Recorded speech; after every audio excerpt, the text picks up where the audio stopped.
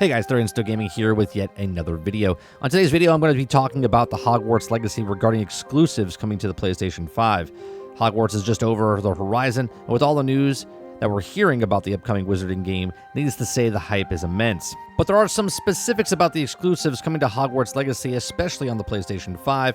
People are already rather outraged by this, but that was before we learned more about the new quest line.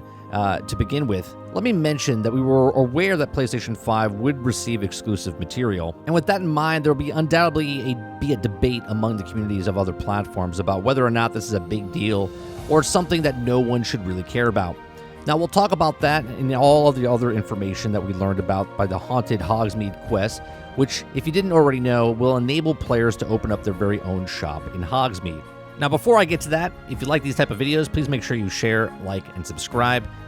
I do appreciate everyone listening to these videos or watching these videos, and leave a comment down below on what do you think about this whole scenario of exclusives. Now, obviously, you're on a PlayStation or PC or Xbox. If you're on PlayStation, you love it. If you're on the other platforms, you're not so happy, or maybe you just don't care. Let me know in the comment section down below.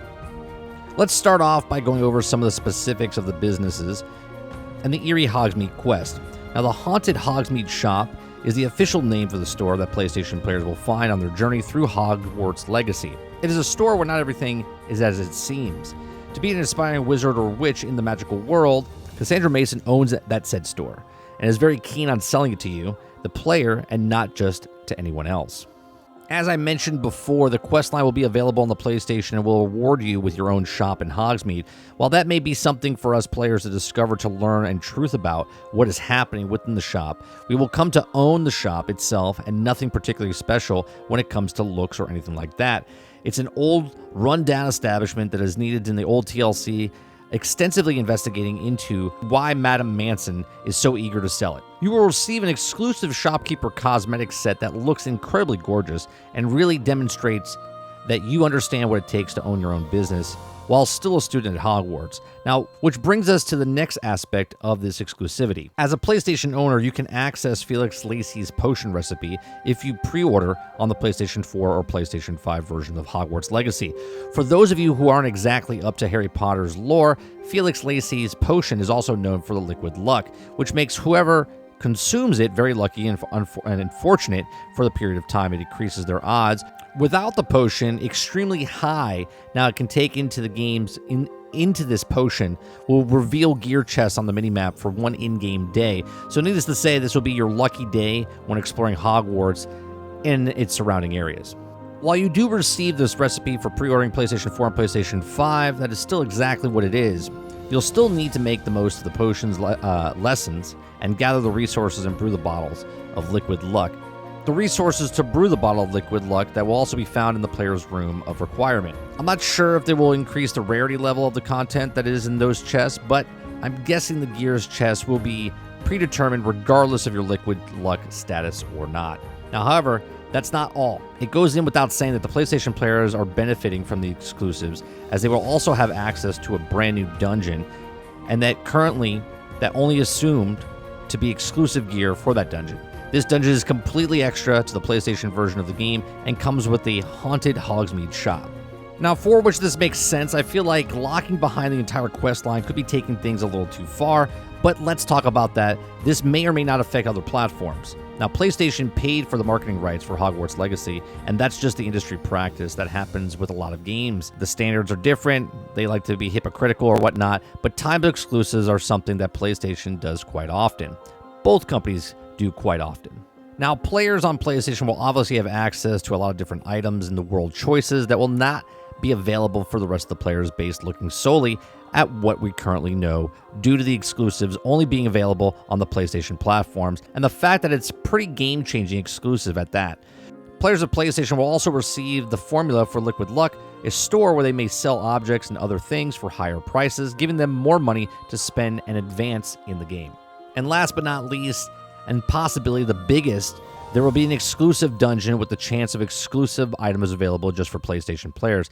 This will give their character a really nice looking cosmetic set to show off that they are shopkeepers. Now, I don't think this is too big of a deal because, again, there's no multiplayer in this. So you getting the gear or you getting the spells or the different things, unless you're like a streamer or a content creator or streamer and you're showing off stuff, it doesn't really matter what someone else's got because you're only playing in your world of Hogwarts. Now, while I do concur that there is nothing inherently wrong with multiple platforms receiving unique content, something like this will undoubtedly benefit solely PlayStation players. As a Xbox user, where I'm probably going to play it, I would personally love to open up my own store in Hogsmeade, but I'm also not sure whether or not it will eliminate my chance of opening a store in Hogsmeade at all. But I would really like to know if it's only about the one particular haunted store. Like, for instance, can I open my own shop that's just not Hogsmeade's store? Can I open up a store? What does the store do? Is the store itself just a front for the dungeon? Or can I open up a store anywhere in another place, in another town? These are things I would like to know, but I guess we'll have to wait and see. Like I said, it was expected for there to be favorites when it came to this game, especially getting closer to different things that might be different or differ between platforms. But this is potentially hours of content that other players will not be able to experience themselves on the first playthrough and will only be available to them. I personally would love to have my own shop in Hogsmeade, and at least so that I'm able to get even more immersed in the world and be able to interact with the world even more. Again, it might not be a big thing. It's sort of like getting a pre-order, and then that pre-order you like kind of abandon. Like, they give you a gun in a game and then you don't use that gun anymore after the first like 20 minutes because you find something better, or a skin, you find something better, or whatnot. Now, if you're on the other platforms, on February 10th, 2024, the access to the Haunted Hogsmeade quest will be made available for anyone who want to play it on PC, Xbox, or even Nintendo Switch. This means that 1 year after the game's release, you'll be able to play it and open up your own Haunted Hogsmeade shop. This kind of brings up a point here, like, if it's 1 year, now they said that this is not like a live service game, but if you're doing exclusives for one particular console, that means you're going to be continuing supporting this game, I would think, for at least 2 years, right? Because if you have it from day one in February, and then February 10th of the following year is when it opens up to everybody else, I feel like there's going to be a lot more content coming in, and not only can PlayStation have an exclusive right now for February 10th for this year when the game comes out, but they could also potentially have another one that they announce down the road that could also be exclusive for them again. But again, we'll see what happens. So this in itself also somewhat unfortunate news, because I was hoping it would be something like a 6-month after type deal, but nope.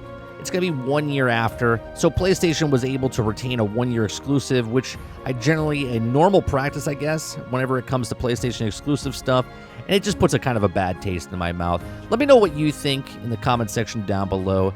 If you like these type of videos, please make sure you share, like, and subscribe, and we'll see you guys on the next one. Thanks for watching.